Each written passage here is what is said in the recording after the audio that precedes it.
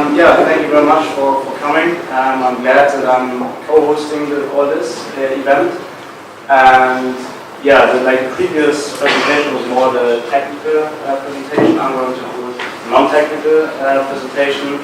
But of course, feel free to discuss it at the end together. That's why you're here. Let's get straight to it.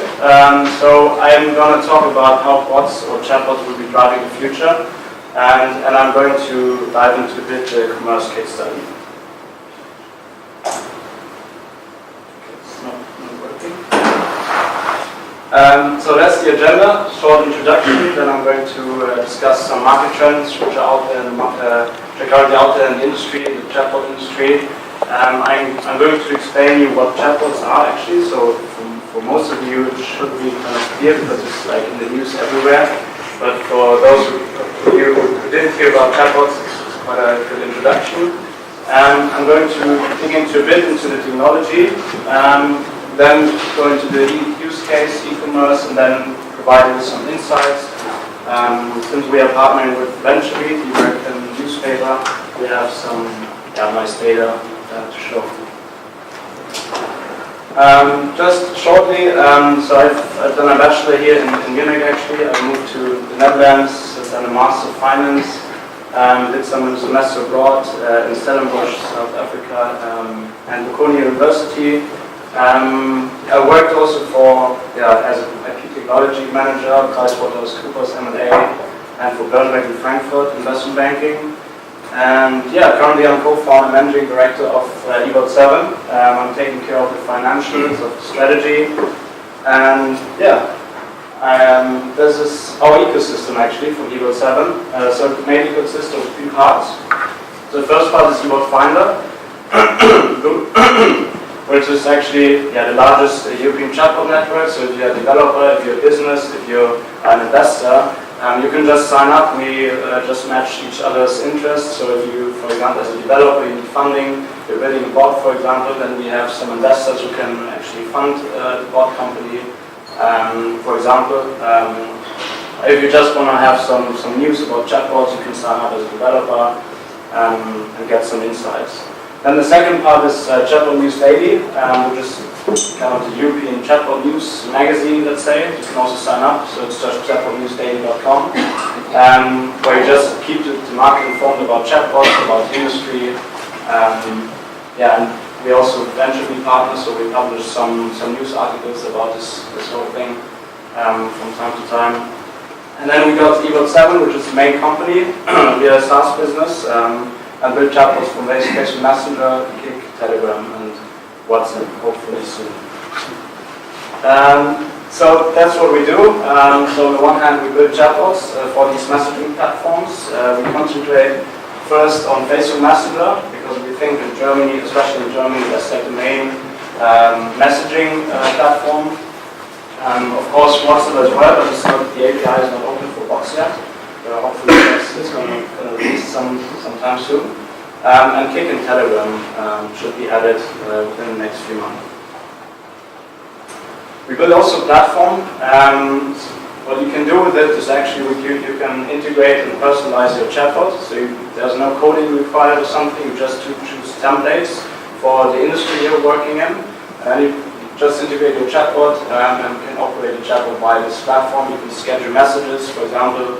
As a restaurant, you can just say, okay, next week to all female users, chatbot users, send this promo code out there and they get the menu 10% off, for example. You can easily process orders, so it's all kind of integrated with third-party solutions. You can easily put in a real life agent, so as a customer support company, for example, the chatbot at the beginning might not understand every request, so it's very cool to stop the chatbot and then put the real life agent into conversation and takes over. And thirdly, you can use analytics to understand your customers' trends better and target them directly by the chatbot. So market trends. What market trends are in the market? I think perhaps you've seen this graph before. It's like for the first time in history, actually, the users of messaging apps have surpassed the user base of social networks. A few years ago, no one has ever thought about that, but now it actually surpassed. I think last year it surpassed actually. So just for explanation, Facebook Messenger, so the messenger of Facebook, WhatsApp, and some Messenger have more users than Facebook itself as a social network and the other ones. Because sometimes it's not clear what the difference between Facebook Messenger and Facebook is. Why is this the case? So why are there more messaging users than social networks? Well, because most of our time, 90% of our time is actually spent on these messaging platforms. So everyone is in Facebook Messenger and WhatsApp, text with friends and so on. So everyone, for many times a day provides his friends, and we have around 64 billion messages processed daily, and only in WhatsApp and Facebook Messenger, there's 2.7 billion active users. So that's the evolution. So first of all, there was this trend that everyone had websites, so you could buy products or sell products on websites. Then it all shifted towards mobile apps. So it made actually perfect sense for businesses to create apps in order to kind of monetize the customers there. Now is the year of messaging chatbots. Why? Well, as we've said, messaging is the most important trend now. Like everyone is on these messaging platforms. So it makes actually sense now for businesses to be exactly where the customers are, and that's on these messaging platforms. So what are chatbots actually? Good question. So for example, for Facebook Messenger, or let's say in general, a chatbot is an automated robot that enables an automatic conversation between business and customers. So as a customer, you can just go to Facebook Messenger, search for the company, for example, O2, H&M, Zara, and then you can write a chatbot. So you can actually buy products, you can get information. You can, for example, if you know the CNN bot, you can retrieve personalized content every day, for example. And the more you use the chatbot, the more personalized you will get. And that's how it works. Why does it make sense actually to integrate chatbots as a business and as a customer, to use chatbots as a customer? So first of all, it's quite nice because you create additional revenue streams. You can sell your products over these messaging platforms. You can convert fast and automated, but it highly depends on if the chatbot is good enough to understand every request. Otherwise, it's a pain, right? You can target customers directly and personalized. So the good thing about chatbots is that you have these every customer, you have it personalized in your chatbot, and you can send, for example, a specific person, you can send a promo code, a coupon, a reward, or send some other messages, which is quite nice. Which brings you to the next point, and you can get very nice analytics, because once the user engages with the chatbot, it offers you, or it provides you with its Facebook profile, right? So you have not only some IP address that uses the chatbot, but you have everything. You have the profile picture, you have the age, you have literally everything you put on Facebook, which is quite scary. I know for businesses it's nice, for customers not. That's what brings me to the next one, customers. What's nice about that, you don't, the first one is actually, you don't have to download an app, you don't have to update an app, you don't need an app for EasyJet, for Ryanair, for Lufthansa, for Zara, you don't need any app, you just go to Facebook Messenger and search for the company, which is quite nice and easy. And you message your businesses like your friends. You're easily texting to your friends on Facebook Messenger, hi, what's up, and then you say, oh, well, let's order pizza, and then you just go back and just type the pizza company in, and then you can text the business like a friend. Yeah? What stops people run a network of such bots and test them? Every company with advantages and opportunities on it. You say, okay, companies now. So let's say I set up 1,000 of these bots, and I have to chat with everybody. I mean, you could theoretically, right? You could do that, yeah. If you want. Exactly. So. Okay. So it's the other way around. So you have to subscribe to the bot. So normally, our guess is actually you have. Let's say you are a restaurant, right? So you have a Facebook page probably nowadays, and you have around, let's say, 3,000 likes. Then you post, hey, we have a chatbot now, and then people can actually like press the button, message us, then they are subscribed to the chatbot. But if they are not, then you can't write any So message. you just need to start a conversation. Exactly. You start a conversation and then I'll let chatbot do the work for me. So I just say hello and then the chatbot. Exactly. So as a business, you don't need to do anything. Yeah, it's quite nice. Yeah. I mean, everyone in the grammar is doing this these days, but the acceptance actually hasn't been pretty low, and in a couple of cases, actually somewhat worse than hostile. Yeah. Yeah, it is. I come to that point when the technology comes, but the problem is actually that these chatbots nowadays are quite simple, let's say. They're keyword based, so they don't have, say, a machine learning recurring neural network behind them. Sorry? Some of them are bad. You mean Microsoft's... Microsoft's Hey, yeah. Facebook also has launched 2 chatbots. I mean, it depends on which kind of technology you use behind the chatbot. For example, Microsoft, I don't know which type of technology they use, but it studied what the users wrote to the chatbot. So they took on anything they wrote, and at some point of time, the chatbot wrote like stupid things and insulted the customers, which was of course not so nice. But you can, of course, train the chatbot, let's say, in a testing phase, and once it's ready, you don't let it kind of study when customers actually engage, right? So you make everything ready, kind of, and then you put it online, and then it shouldn't like take up any stupid languages. But sorry, again, can you Yeah. into Slack? No waiting times. I mean, why this is advantage? Exactly. So for customer support, actually, for example, you don't need to call businesses. So if you're an O2 customer and you have, I don't know, your Wi-Fi doesn't work anymore, you are on the waiting lines like for 10 minutes. You don't need to call them. You just write the chatbot, hey, my Wi-Fi doesn't work, and it gets you some responses. I mean, Yeah. basically this would replace customer care centers. Kind of. Let's say in the next few years it won't, because the chatbots will not be able, or I think it will not be able to take over as a real agent, right? So they can take over repetitive and recurring questions, very simple ones, and at one time they will be perhaps replace human agents, but it's a long time to go. So the technology is there, but you need to have a lot of training data and to feed it into the system in order to make the chatbot better. Because the problem is people don't write, hey, my Wi-Fi doesn't work, what should I do? People write, hey, I called last week, there was some problems and I couldn't reach you. So like they're like sentences of, I don't know, 10 or 20 words, and the chatbot needs to understand every kind of word. But it puts in very Google chatbot to advertising. Sorry, to advertising. Yeah, exactly. Yeah, you can use the chatbot to advertise. That's quite easy. So and it's like a direct advertising, right? So you can target, for example, I want to just target 20 to 30 years old females, and they should get this promo code and get to the next shop and buy some products. Just a question, please. Yeah.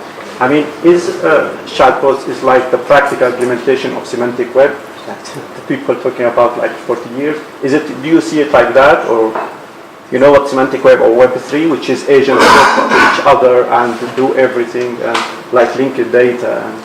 So where like everything is in one place? You mean? No, it's called Web3, which is a semantic web that started talking about the people talking about it like 30 years ago until now, and no, we don't see it's still in the laboratory research.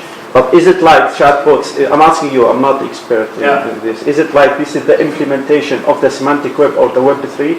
This is the first question. And the second question, what's the difference between this technology? I know chatbot for me is like what I see in Slack. This is the only experience that I have with chatbot. Because I build some application, I do integration with Slack. So this is what chatbot for me. I never use it for e-commerce. So what's the difference between this technology and, for example, Google? When I search something Google for a flight, now he's offering this e-commerce solution. So for me as a customer, like in terms of user experience, it seems like the same. So is there any difference between Google offering and chatbots? Yeah, so Google is very, let's say, general, right? You just type in, hey, I want to have a t-shirt, and it gets you like 10 things. Chatbots are more personalized, so the more you engage with the chatbot, the more the chatbot will know you, kind of, and the more personalized the products or the offerings will get to you. For example, take a Spiegel online bot.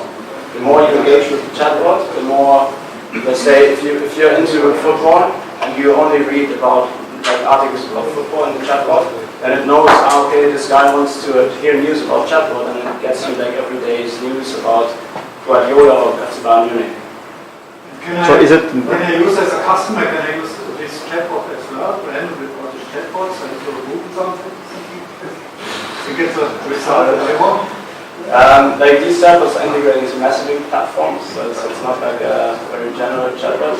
As a business, you can also integrate into your website or into your app. That's also possible. You can just create a widget. But I mean, if you want to create a chatbot that kind of interacts or communicates with all the other chatbots, then it needs to be really smart, and that's not going to happen within the next 10 years. Well, I mean, they could be equally done. So the chatbot will talk to people. Yeah, then they would like talk about things. That's exactly what it is. Yeah, sometimes like people. No, but it takes a lot of time until the chatbot is really like a human being. So you really need to have a lot of training data, put it into the system. It takes ages. Suppose I have a chat recently with somebody. Yeah. Would I take a chatbot to do small talk with my place? How do you train? Yes, so I have some chat with somebody. And I'm trying to say, yes, fantastic, that's awesome. Can I train the chatbot to do the small talk with me? Yeah, exactly that stuff. To do, and there are some chatbots, for example, that easily like automatically make your appointments. So you CC Amy.ai, I think it's called. So if you want to make an appointment with a doctor, with some client or something, you CC Amy.ai, and it knows your calendar by heart, and it just proposes some appointments. Automatically, so you don't have to write, okay, like next week Monday on like 2 o'clock is fine, and 4 p.m. And so the chatbot automatically does everything. You can personalize it. The thing or the question is if you want it. So it's a film. So you have more time to play Pokemon. Yeah, you could. But it's always a question if the people really want to have everything automated, right? So talking to a real person is always like a good experience to get problems, right? So, that's a good chat. Yeah, exactly. So if you have a specific or very personal problem, you can speak to any human being, but if it's, let's say very general, so if it's like, hey, when is the restaurant open, or I want to book a table, then the chatbot is quite easy because I don't want to call this and say, hey, you can hear that something because the restaurant is pretty loud and it's going to have table booking. Playing from the point of view of the machine. Yeah. Any more questions? Want to hear about the technology? No. So I'm not a coder, unfortunately. I would like to, but so what? So there's 2 types of chatbots out there, kind of the keyword-based NLP-based chatbot, and they are very. I wouldn't say simple, but like right now there are 30,000 chatbots out there, and I really guess that it's like 95% of them are keyword-based. And that's why everyone thinks, oh, chatbots are crappy and they don't understand my requests. That's exactly the reason why, because they are keyword-based. So you put in some keywords, and for example, the user says, hey, give me the news of last week about Angela Merkel, and the chatbot understands, okay, Angela Merkel last week, and gives you the news. But if it gets more complicated, if you say, hey, I want to have the news about Angela Merkel and Steinmeier from the last 2 years or something like that, so more complicated, and so of course more difficult for the chatbot to understand it, and what it gets them is, hey, I don't understand what they're saying, and that's why everyone is actually upset about chatbots right now, because they're all keyword based. The next one is based on machine learning, where Tensorflow comes into place actually, because Tensorflow is very good, was actually focused on voice and so on, all this language stuff, so it's quite cool to integrate into as a recurring neural network kind of. The reason why you don't see a very good chatbot right now, in my opinion, is because these chatbots based on machine learning need a lot of time. So they're currently, I guess, trying to put in many data, which is quite difficult at the beginning because you don't have the data. So you need to create many.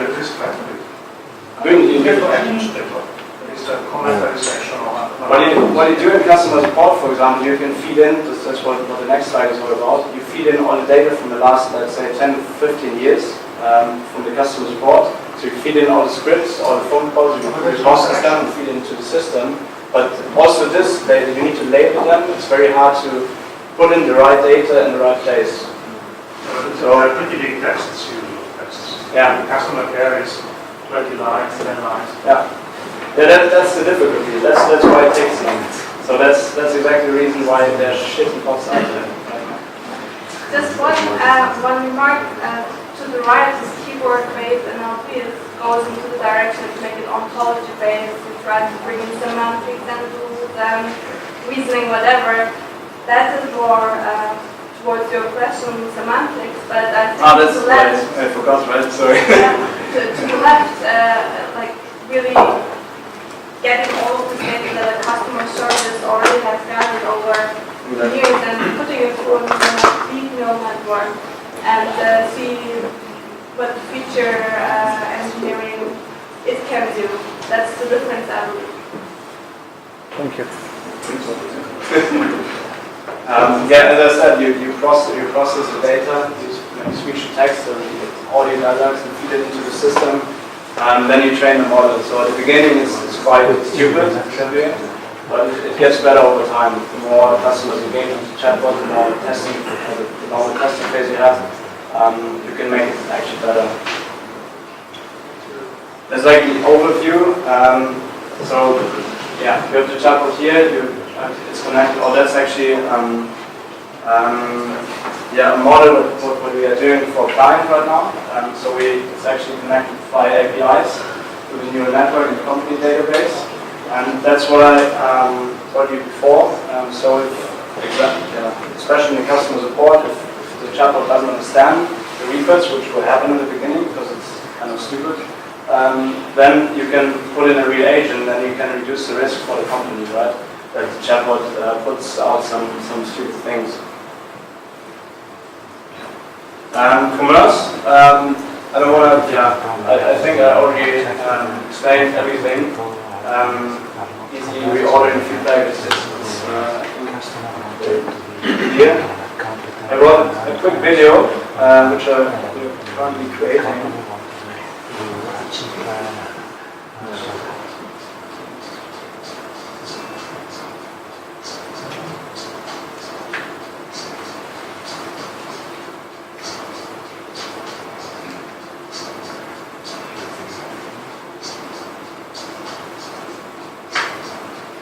It's a hair product, so it's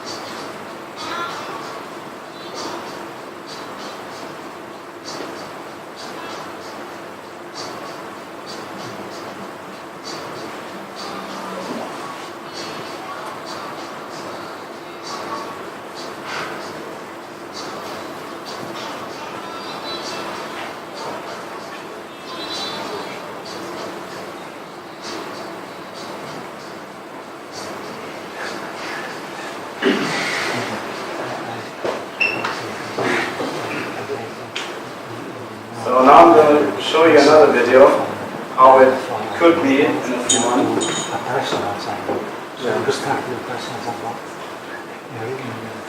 There's no sound, unfortunately. kind of chatbot and the two speak together.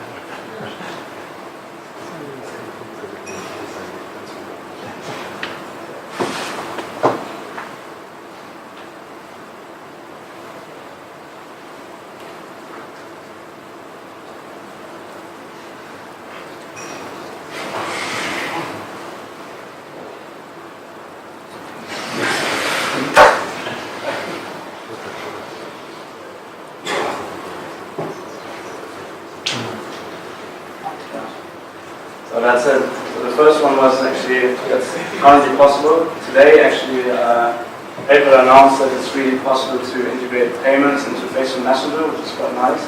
And the second video is kind of a vision, not a vision, but it could be possible soon. I don't know when exactly, but it's all on Facebook, right?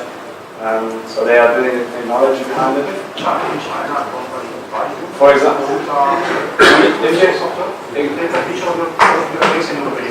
exactly. For example, if you look at, that's what I wanted to say, if you look at WeChat, for example, that's pretty big in China. They've a huge amount of users, I think even more than Facebook Messenger.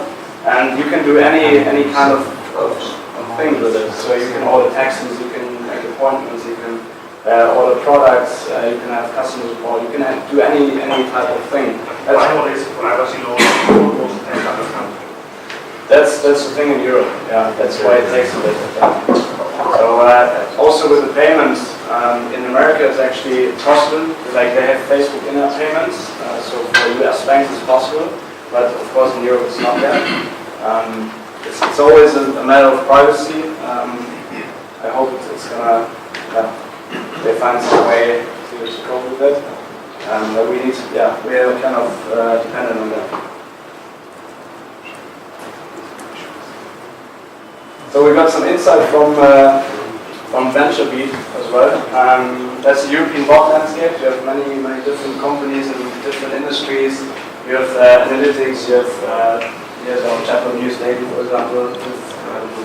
So news magazines where you can get information about chatbots or AI platforms. You have virtual agents, customer service, and you have also standalone bots. For example, you're based in Munich and you see, hey, I want to have pizza, and then it gets you all the restaurants that are located nearby you. The reason why we didn't do such a bot, because we of course thought about that, but then you're in competition with Google, Siri, with Google Hello, Siri, and like these voice assistants, because you can talk to your phone. Hey, where's the next pizza? Have you tried Google Hello, the new messenger? It's pretty cool. It's pretty cool. Yeah.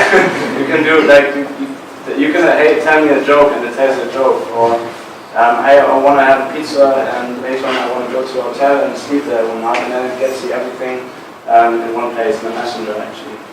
You should all download it and try it because it's really good. Or it's let's say the best bot out there right now. And it's also it's based on machine learning. So here you see that it's not like this Microsoft bot where it like insults people and stuff. This is really working actually. Here's just another one. That's the American bot landscape, so a bit larger, let's say. Also here analytics. They have many bots with tractions. So they got pretty much large fundings as well. That's what we see on the next slides. So that's already 2 months old. You can see we have 12 unicorns. Unicorns are companies that have a valuation over 1 billion, with 24,000 employees or new employment created, 4 billion funding, 170 companies products, and of course, again, America's kind of the leader here. It's not very unusual that America takes the lead in the new technology, especially when it comes to internet technology. You can see that 61 companies and products are based in California, 111 in the US, and you can also see that Europe is kind of behind a bit, as always. Not always, but when it comes to internet technology, it first starts in America and then shifts over to Europe. Most of the time. It could be, but they're more scared, I think. They always try to wait until someone from the US integrates a bot, and then they say, okay, now I need it. But first they wait until another competitor starts with it. That's what we, of course, at least hear from customers. But the default is that you have to protect the customer unless you can prove that your product is not infringing the privacy of the customer. And you have the opposite. And as long as you don't prove that you are infringing the privacy, you will go more. So this is okay, good signal to product, but it's also dangerous because you develop much faster. Say, dominating position where one of Facebook's, which you are never going to scale down. Because once they reach the critical mass, they're there forever. Yes, of course,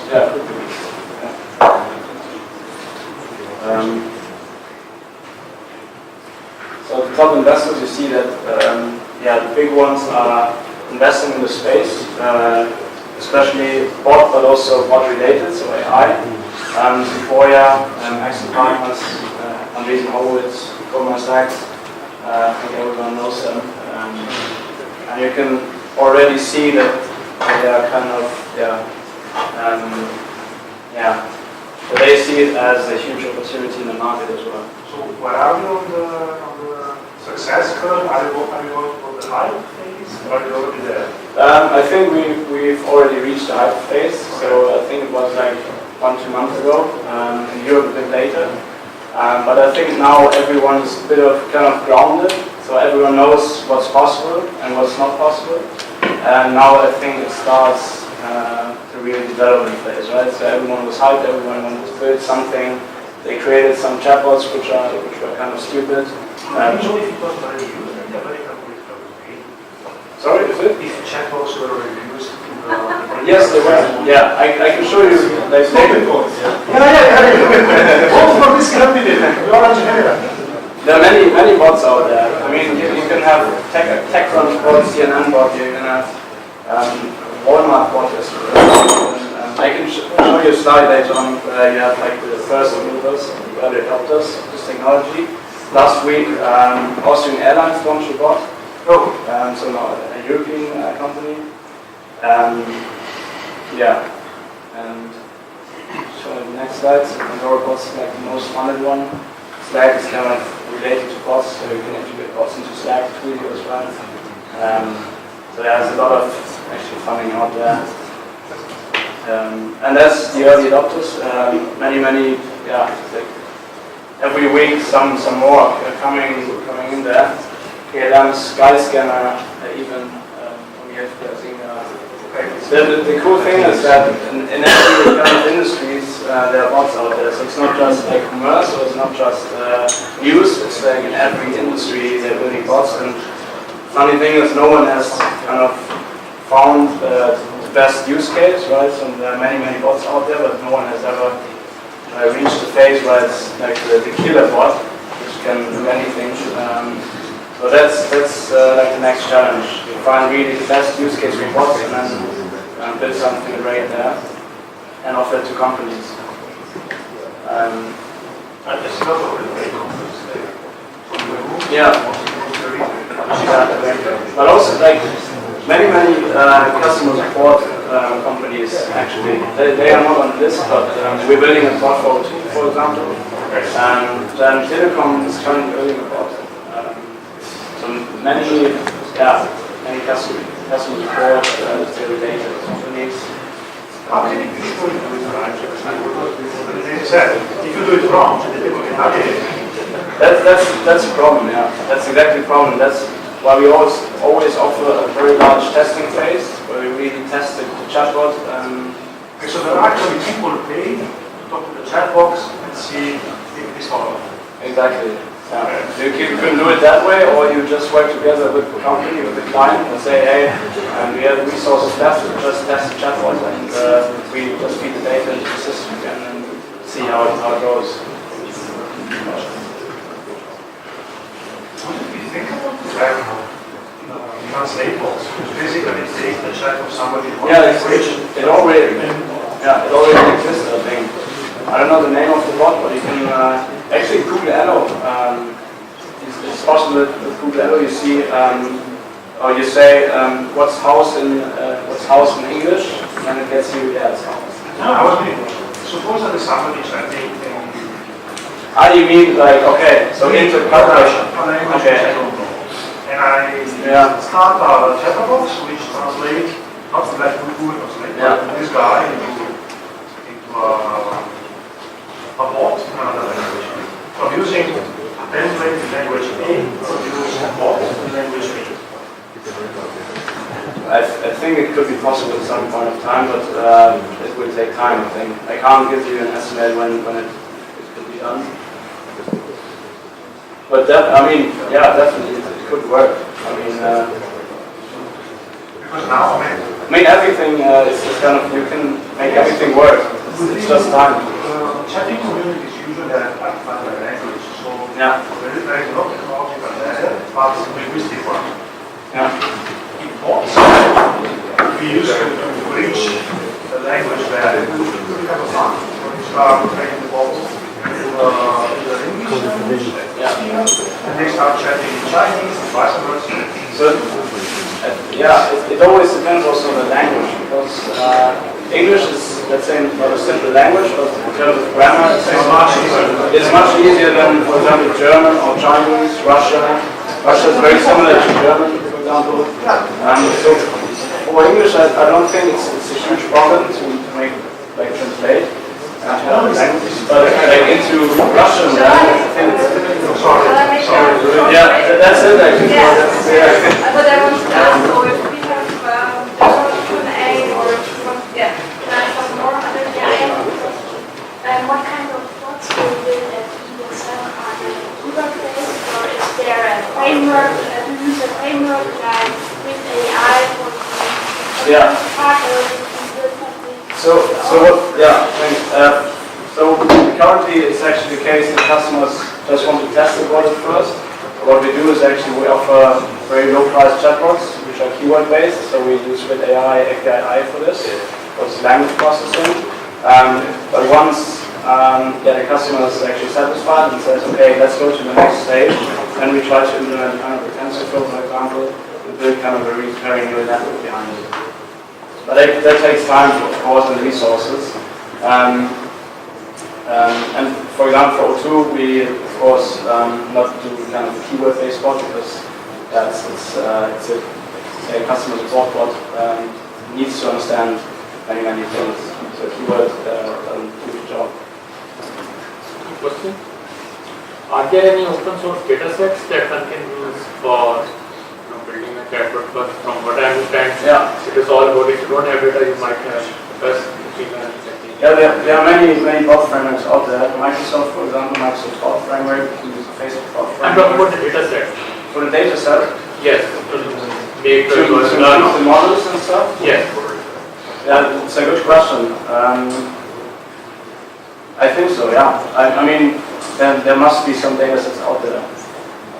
Like for customer service kind of data set. Like, the problem is you need specific data sets which belong to the company, right? So, if it's really general questions and answers, then it's fine, but it's like every company is different in kind of a way, right? So, O2, for example, addresses the person with very personal things or very personal opinions and stuff, and others, for example, Bild.de says, hey, very colloquial language, right? Okay. So it's very hard to use data from Bild.de to train an O2 bot, for example. Are there any available, open source? There are, definitely there are. I can also message you. If you write me a message, I can send it to you. I need to ask my software engineers. But definitely, yeah. We've currently 3, so 3 software engineers and my co-founder and 1 business. Another question. Yeah. You do. Oh, sorry. Go ahead. No, you go. Okay. Do you start from scratch for every customer, or could you reuse parts of of the already trained model for our next customer. Yeah. Income will be from the advertisement or from the transaction fee. For example, you said it's an e-commerce platform. Yeah. So I'm thinking probably it will be like a transactional fee. You will get a fees from per transaction, or your income or your business model only from the advertising business. Okay, that's what you mean.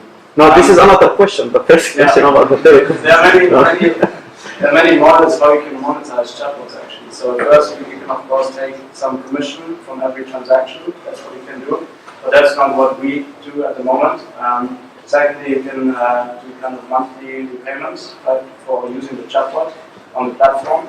So kind of that's what SaaS is all about, like monthly payments, and they can use your services. And what can you also do? You can I don't know. You can charge companies up to a certain, let's say, interaction level. So if you have 10,000 users, you pay this amount. If you have 1 million users, you pay this amount, for example. But your business model, your company business model, based on what? Yeah, so it's a SaaS business. Okay. So it's monthly payments. Uh-huh. Up to now, we've been discussing neural networks as a way to train chatbots.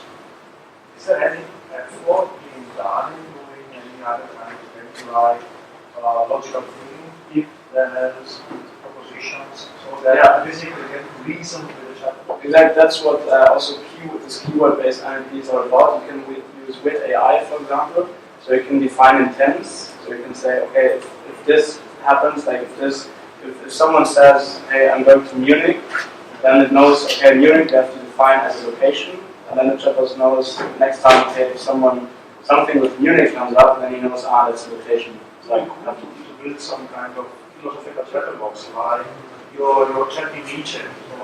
You know what kind of words will come and listening, and automatically you get an answer. Yeah, exactly. Yeah. I think DeepMind is just public on paper, but the machine they can learn like the family tree, like father, and son, and the child and part. So we already have to do that. So it's like you should be data and loads of programs. That's the cool thing. You can do any kind of thing with it. So it's very. Could be very huge. One last question from my side. I'm not. I mean, still, I'm trying to understand this technology. I mean, just as a way, is it the most competitive advantage? Is it the user experience or the personalization? Honestly, I am a data scientist, but I still I don't feel like this technology or this new channel for the customer, because I see it like a mobile application or anything, cannot compete, for example, with Amazon, which is in terms of personalization. Because you mentioned that this is the most advantages, that you know their history. It doesn't matter, it's based on machine learning, learns from historical data, or is it keyword or semantic or ontology based. It doesn't matter. But what I feel like, this technology cannot compete with Amazon. I go to Amazon in terms of commerce because I see the product catalog. He knows my preferences, he knows what I like, he knows my history. And the types of data in commerce, the nature of the data is more structural data more than semi-structured. You know what I mean? Yeah. So why I feel like in terms of commerce, sorry? This can come to you. They can for you and they can interview this. So they can try to make. So it's the user experience more than the personalization. It's one possibility, for instance. Other businesses. Yeah, totally other businesses. No, it's a new channel for the customer. It's a like mobile application, but it's more easy to use, let's say, understand. So that means the most competitive advantage is the user experience, more than the personalization, which needs to understand my historical data, which is until now, until this age, is a pretty difficult to know what I like, what I want from a text. You know what I mean? This is one website, but let's make you kind of manage everywhere, so you can link it to your device. For instance, if I need to know who is going to be elected tomorrow, I started 20,000 chatbots calling people and running interviews at 0 cost. No, I'm saying it's a very interesting technology. I'm not saying that, but this is what you mean. This is easy to use for me. So it's not personalization. More than personalization. I mean, of course it will be always easy to have a big brain in a centralized location. It will be more intelligent than anything else you can send. But the thing is, you can send somebody or something as an agent to do something for you. It's easy to use. Yeah, I mean, you could just, I mean, it's not that I have So